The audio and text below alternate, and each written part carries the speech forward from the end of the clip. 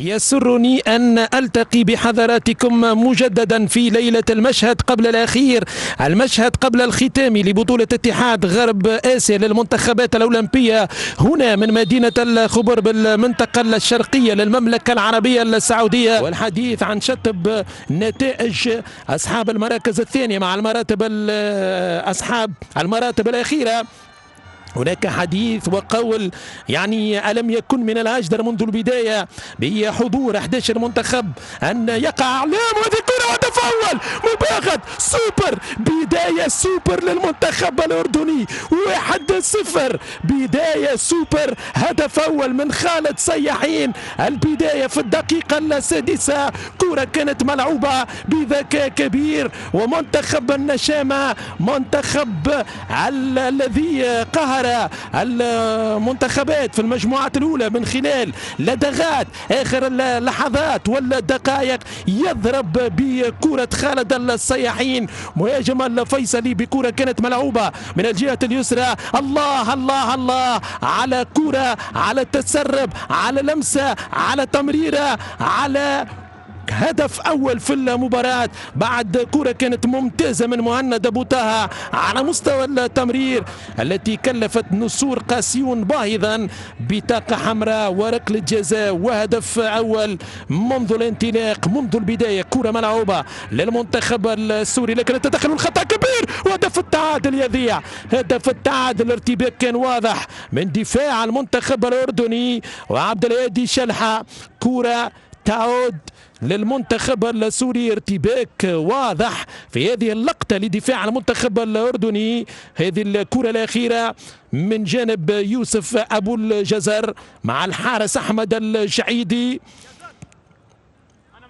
في حين المنتخب السوري بقيادة رأفت محمد منذ بداية البطولة في هذه المباراة الثالثة اليوم يقوم بتغيير واحد، دخول عبد الهادي شلحة مكان مصطفى جنيد. هذه كرة خطيرة خطيرة، فرصة للثاني، ياسن عماد فيها جول، فيها جول جول جول جول جول. نعم، مهارة كبيرة لياسن النعيمات، يأتي الهدف الثاني عن طريق الموهوب، عن طريق القناص، عن طريق الفنان ياسن النعيمات.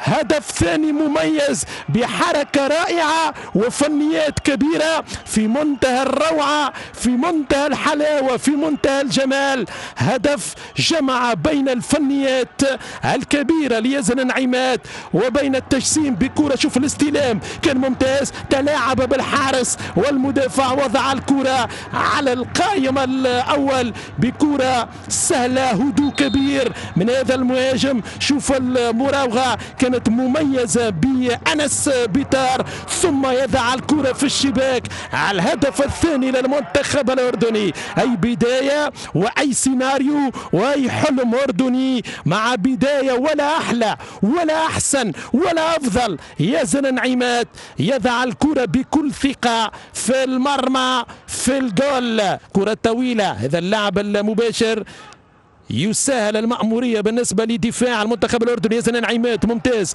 خطورة كبيرة لهذا المهاجم يزن نعيمات، هرب يزن نعيمات، ركلة جزاء ركلة جزاء ماذا لا. وعودة الروح والحياة لهذه المسابقة بعد 6 سنوات كانت موجودة في اللقطة الماضية. البعض من فنيات يزن النعيمات، مكسب كبير جدا لهجوم المنتخب الأردني. تبارك الله على يزن النعيمات. هذه كرة بالخطأ من جانب دفاع المنتخب الأردني، وكرة من محمد الحلاق، فرصة للتقليص، لكن أي كرة من هادي حوراني، أي عودة لهادي حوراني. محمد الحلاق يتلاعب بدفاع المنتخب الأردني، التسديد خطيرة، كانت خطيرة. محمد الحلاق، أي خطورة للملقب بميسي سوريا. الكثير يرى في محمد الحلاق هذه الموهبة الكروية الكبيرة الساعدة في سماع الكرة السورية. دهاء كبير وحنكة في المراوغات من جانب محمد الحلاق، كاد أن يستغل هذا الخطأ وهذا الصعود. الصورة في مدرجات استاد الأمير سعود بن جلوي، أجواء كبيرة أحمد هايل المتوج مع الفيصل الأردني بثلاثية، وتحت المهاجم يزن نعيمات. كرة ملعوبة، انطلاقة لخالد زكريا، كرة خطيرة للمنتخب الأردني، إمكانية لتسجيل هدف ثالث يكون بالقاضية مع نهاية الشوط الأول للنشامة وللنسور. كرة والتسديدة والمحاولة بوجبا في الركنية بالنسبة للمنتخب الأردني. أثبت جدارته المنتخب الأردني بيتصدر المجموعة الأولى. هذه كرة ملعوبة من ركنية خطيرة، جول جول جول جول، يأتي الثالث، يأتي الثالث من المطرقة. هادي حوراني محقق الأماني. أي شوط يا سادة، أي شوط يا سادة للنشامة. نعم، الكل وسط ذهول الجميع، الكل يتفرج، الكل يشاهد، الكل يعاين. كرة من ركنية ممتازة من سعادة، شوف الارتقاء، شوف الضربة بالراس من هادي حوراني. أي ارتقاء يا هادي، أي رأسية يا حوراني. كرة كانت ممتازة جدا في التوزيع من إبراهيم سعادة، وفي المتابعة والارتقاء وضربة الراس من الهادي حوراني. 3-0 للمنتخب الأردني، 3-0 في شوط أول. ما هذا، ما الذي يحصل يا حلاق؟ بروح أكبر وعزيمة وإصرار النشامة إلى حد الآن أصل وشهامة. كرة ملعوبة في وسط الميدان، تعود للمنتخب الأردني، يبحثون عن المزيد، يريدون الرابع. كرة الرابع، هي يا نعيمات، ضاعت كرة الرابع، ضاعت كرة الرابع للمنتخب الأردني. ماذا يحصل في دفاعات المنتخب السوري؟ يزن نعيمات يهدر كرة الهدف الرابع بعد أن هرب بدفاع المنتخب السوري وسدد، لكن الحارس أنس بيتار لمس الكرة، والكرة في الركنية. هجمة خطيرة، هجوم وتسونامي أردني الليلة، عفوي من جانب مدافع منتخب النسور يوسف محمد. كرة من أحمد جعيدي، وفي ذات اللحظة حكم المباراة، حكم الساحة خالد صالح التريس يعلن على نهاية الشوط الأول بثلاثية نظيفة للمنتخب الأردني.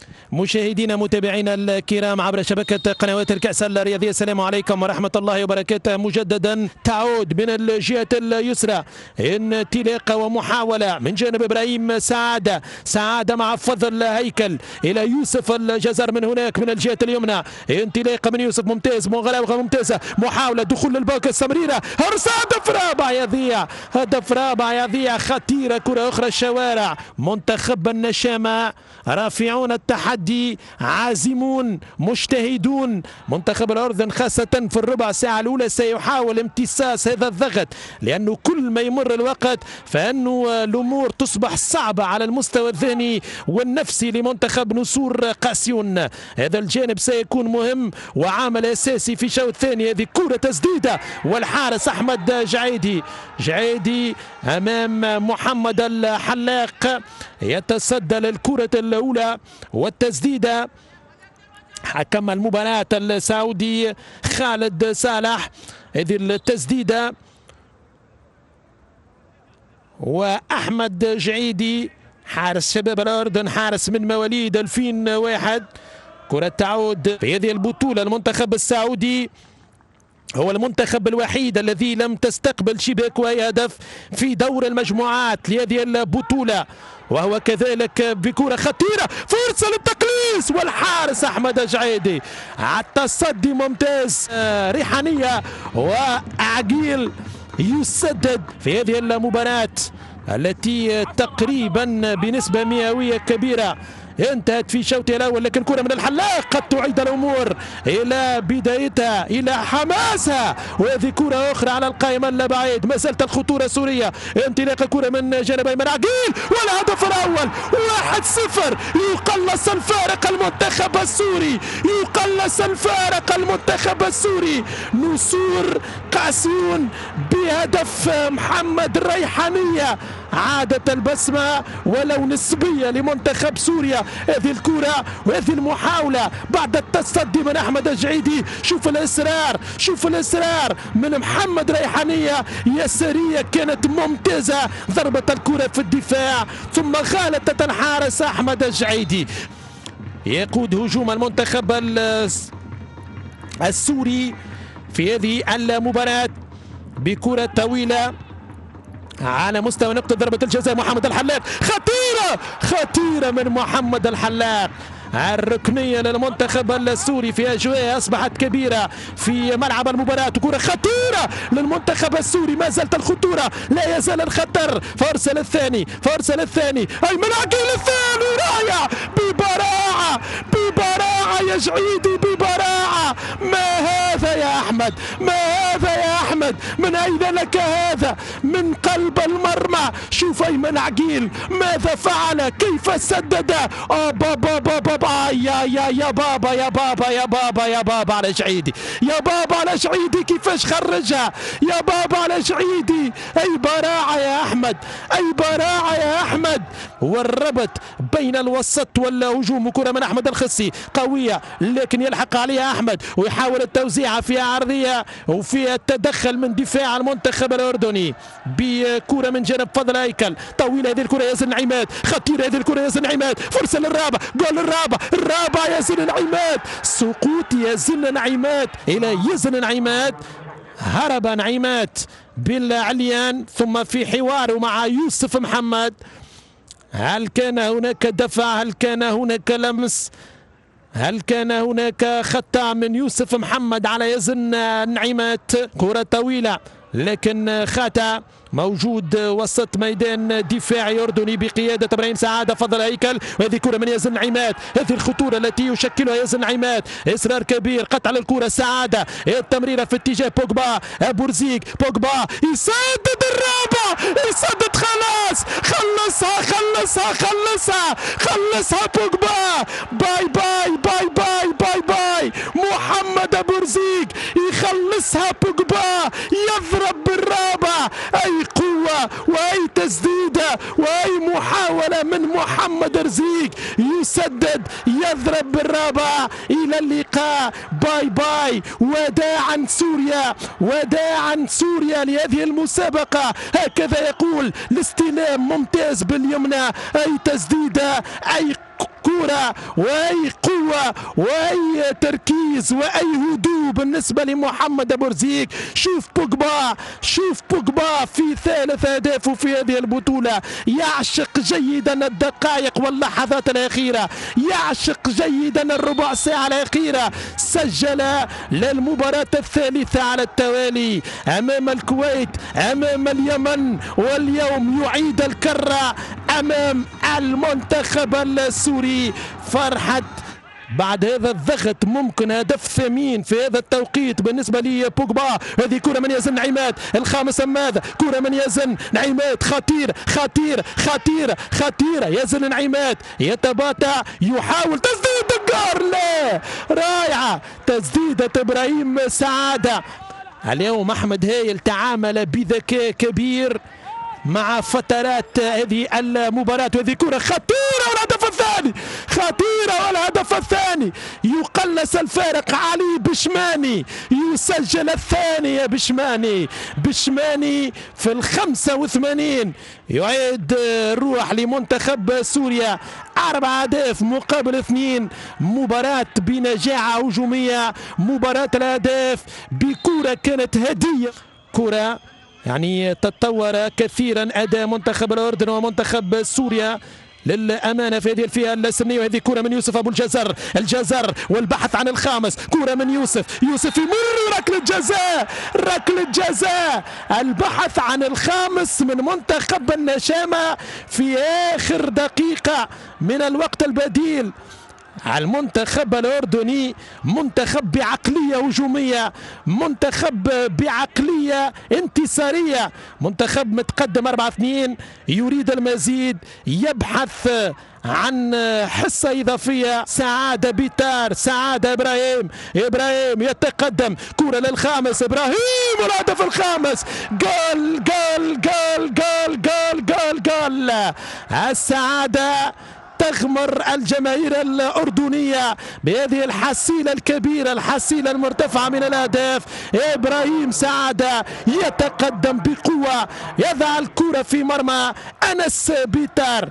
5 أهداف مقابل 2. المنتخب الأردني بهذا التأهل للدور النهائي مع سجدة الشكر.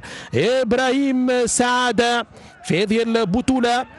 المشوار سيتواصل بالنسبة لمنتخب الأردن مع العراق مع السعودية في الفاينل. محمد أبو رزيق وخطيرة وفرصة للسادس، فرصة للسادس، فرصة للسادس،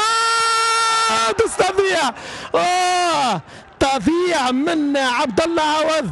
عبد الله عوض بحث عن الفنيات أكثر من الدقة في هذه الكرة، لكن أي لمسة بخارج الساق من محمد أبو رزيق. أراد أن يرفع الكرة، بحث عن الجمالية في هدف سادس. عبد الله عوض. شوارع في دفاع المنتخب السوري. مباراة الليلة هي مباراة للنسيان، مباراة ممكن لتصحيح المسار في قادم المسابقات والمنافسات. هكذا مشاهدينا متابعينا الكرام تنتهي هذه المباراة بانتصار وتأهل المنتخب الأردني على المنتخب السوري ب5 أهداف مقابل 2. ألف مبروك للنشامة، هارد لك للمنتخب السوري.